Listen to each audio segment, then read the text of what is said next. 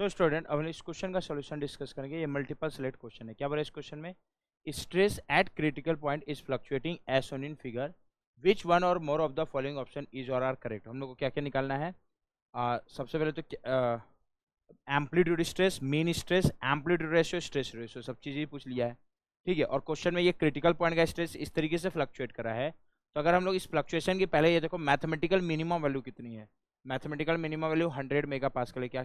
Yes sir. Mathematical maximum value कितनी है? 300 mega pascal. और ये दोनों निकाल लिया तो हम लोग का जो भी पूछा निकल जाएगा। क्लियर? क्या क्या पूछा है क्वेश्चन में? 300 मेगा पास्कल।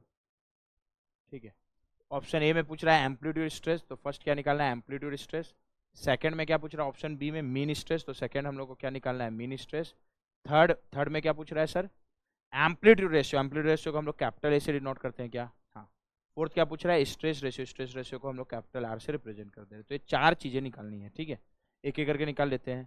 सबसे पहले अगर हम लोग एम्पलीट्यूड स्ट्रेस का बात करेंगे तो फ्लक्चुएटिंग स्ट्रेस कंडीशन में अगर क्रिटिकल पॉइंट का mathematical minimum value sigma minimum है, mathematically maximum value sigma max है, तो एम्पलीट्यूड स्ट्रेस इसको निकालने का फॉर्मूला क्या होता है sir? Mathematically maximum minus minimum divide by 2। यही होगा क्या? हाँ, तो यहाँ से एम्पलीट्यूड स्ट्रेस आ जाएगा। कितना आएगा? मैथमेटिकली मैक्सिमम कितना है? 300 माइनस मिनिमम कितना है? 200, सॉरी 100, कैलकुलेशन चेक कर लेना, डिवाइड बाई 2।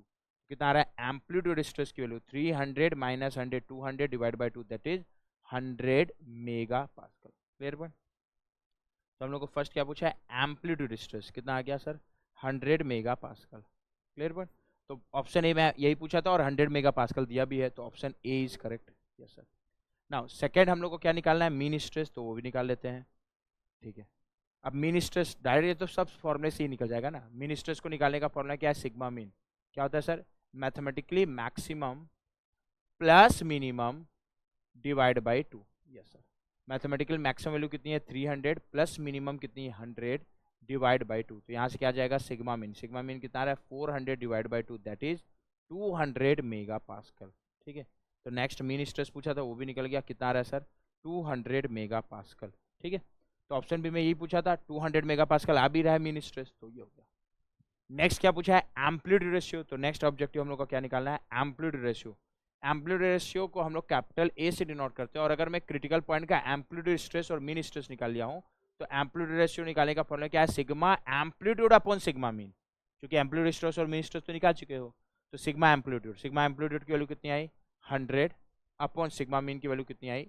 200। तो यहाँ से क्या निकल जाएगा? एम्पलीट्यूड रेशियो कितना आ रहा है? 1/t या 1/2 या 0.5। तो नेक्स्ट हम लोग को यही पूछा था एम्पलीट्यूड रेशियो, इसकी वैल्यू कितनी आ गई? 0.5। तो ऑप्शन सी 0.5 सही है, क्योंकि एम्पलीट्यूड रेशियो इतना ही आया है। ठीक है, नेक्स्ट क्या पूछा है? Stress ratio. ध्यान देना, तो फोर्थ स्ट्रेस रेशियो निकाल लेते हैं। हाँ, स्ट्रेस रेशियो निकालने का फॉर्मूला क्या है? स्ट्रेस रेशियो को हम लोग कैपिटल आर से रिप्रेजेंट करते हैं। ये क्या होता है सर? जो क्रिटिकल पॉइंट पे स्ट्रेस फ्लक्चुएट करा उसकी mathematically minimum value upon mathematically जो मैक्सिमम वैल्यू, उसको हम लोग क्या बोलते हैं? Stress ratio. और क्रिटिकल पॉइंट में जो स्ट्रेस फ्लक्चुएट करा उसकी मैथमेटिकल मिनिमम वैल्यू 100 है क्या? चेक करना। मैथमेटिकल मैक्सिमम वैल्यू 300 है क्या? हाँ सर। तो स्ट्रेस रेशियो कितना आएगा? Capital R, that is 1/3। तो नेक्स्ट क्या पूछा था? स्ट्रेस रेशियो कितना आ जा रहा है? 1/3। ठीक है, ठीक है, तो ऑप्शन डी स्ट्रेस रेशियो 1/3 आ रहा है, बट यहाँ 0.5 दिया है, तो ऑप्शन डी गलत हो गया क्या? हाँ सर। तो इस क्वेश्चन का जो करेक्ट ऑप्शन है कौन कौन सा? Option A, option B and option C. So correct option for this question are option A, option B and option C. Okay, so student अब हम इस क्वेश्चन का सॉल्यूशन डिस्कस करेंगे। ये मल्टीपल चॉइस क्वेश्चन है। क्या बोल रहा है इस क्वेश्चन में? Consider the ductile specimen as shown in figure, it consist the elliptical hole दिया हुआ है। ठीक है, y/x का रेशियो दिया हुआ है 2। Very good. y किसको बोला है? इस लेंथ को y बोला है, मतलब इस एलिप्टिकल होल का मेजर एक्सिस का लेंथ। इस लेंथ को x बोला है, यानी इसके माइनर एक्सिस के लेंथ को। ठीक है, ठीक है। The value of theoretical stress concentration factor will be. तो हम लोग को इसका क्या निकालना है? Theoretical stress concentration factor. ठीक है, जब भी एक प्लेट में इलेक्ट्रिकल होल दे दे और it is subjected to normal stresses, और मेरे को इसका अगर स्ट्रेस कंसंट्रेशन फैक्टर नहीं दिया है, तो इसके लिए हम लोग को थ्योरेटिकल स्ट्रेस कंसंट्रेशन फैक्टर निकालने का एक इंपेरिकल रिलेशन वो याद रखना है, और वही रिलेशन यूज करके इसका केटी कितना है क्वेश्चन में पूछा है। ठीक है, अब केटी निकालने का फॉर्मूला होता है 1 + twice of a upon b. जो भी लिखना है लिख लो। ठीक है, बट यहाँ ए और बी किसको बोलते हैं वो इंपॉर्टेंट, नोटेशन तो जो ले लो। ठीक है, ए क्या होगा? जिस डायरेक्शन में नॉर्मल स्ट्रेस आ रहा है ना, उसके परपेंडिकुलर डायरेक्शन में, परपेंडिकुलर डायरेक्शन ये है क्या? इस डायरेक्शन में जो सेमी एक्सिस का लेंथ है उसको हम लोग बोलेंगे, चाहे वो माइनर हो मेजर हो, से मतलब नहीं है, बट इसके परपेंडिकुलर डायरेक्शन में जो सेमी एक्सिस का लेंथ है उसको हम लोग क्या बोलेंगे, ए। सिमिलरली जिस डायरेक्शन में स्ट्रेस आ रहा है उसके पैरेलल डायरेक्शन में जो सेमी एक्सिस का लेंथ है उसको क्या बोलेंगे, बी। तो अभी अगर तुम लोग ध्यान दोगे तो ए, क्वेश्चन में ये डिस्टेंस x बोला हुआ है तो a x/2 के बराबर है क्या, हाँ सर। क्वेश्चन में इस डिस्टेंस को y बोला हुआ है तो b y/2 के बराबर होगा क्या, हाँ सर। और हम लोग को क्या चाहिए, a/b का रेशियो, और a/b क्या होगा सर, x/2 a की वैल्यू अपॉन y/2, 1/2 तो कैंसिल हो जाएगा, यानी ये x/y रेशियो के बराबर होगा। हाँ, अब क्वेश्चन में y/x2 दिया हुआ है, ध्यान देना क्वेश्चन में क्या दिया है, y/x2 दिया हुआ है, तो a/b को हम लोग क्या लिख सकते हैं सर, 1/y/x, और y/x2 है क्या, तो a/b का रेशियो कितना आएगा, 1/2 यानी 0.5। और जैसे ही आ गया तो यहाँ से क्या निकल जाएगा, थ्योरेटिकल स्ट्रेस कंसंट्रेशन फैक्टर कितना आएगा सर, वो KT is equal to 1 plus twice of a, twice into a/b कितना है 0.5। कितना आ रहा है यहाँ से सर, KT चेक करना, ये आ रहा है 2, क्या कैलकुलेशन चेक कर लेना, ठीक है। तो हम लोग को थ्योरेटिकल स्ट्रेस कंसंट्रेशन फैक्टर पूछा और उसकी वैल्यू कितनी आ गई, 2। तो इस क्वेश्चन का जो करेक्ट आंसर हो गया option A. Okay, so correct answer for this question is option A.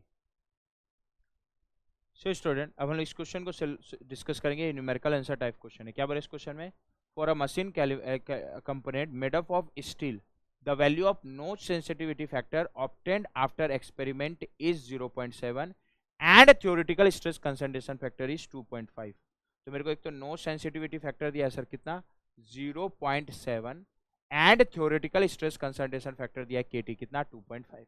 ठीक है, निकालना क्या है, the value of actual stress concentration factor for the material V. तो एक्चुअल स्ट्रेस कंसंट्रेशन फैक्टर को अभी मैं KF से डिनोट कर रहा हूँ, तो इसकी वैल्यू निकालना है। अच्छा, KF निकालने का क्या रिलेशन बताया था, KF इज इक्वल टू, जब भी नो सेंसिटिविटी फैक्टर और थ्योरेटिकल स्ट्रेस कंसंट्रेशन फैक्टर दिया तो इसको निकालने का फॉर्मूला क्या है, 1 प्लस क्यू KT माइनस 1, जहाँ KT theoretical stress concentration factor है and Q notch sensitivity factor. क्या निकल जाएगा, बस ये आ गया, KF कितना आएगा 1 प्लस Q कितना है 0.7 इन ब्रैकेट KT 2.5 माइनस 1। यहाँ से क्या निकल जाएगा, एक्चुअल स्ट्रेस कंसंट्रेशन फैक्टर, और उसी की वैल्यू पूछा है कितना आ रहा है ये, 2.5 minus 1 into 0.7 plus 1, how much it is coming 2.05। Clear, किसी को भी कंफ्यूजन, तो इसके लिए क्या आ जा रहा है, correct answer 2.05। Okay, so correct answer for this question is 2.05, और 2 डेसिमल प्लेस तक पूछा, लास्ट में देख लेना, ठीक है। तो 2 डेसिमल प्लेस तक जो भी करेक्ट आंसर आया है पुट कर दो, कितना आ रहा है 2.05। ओके।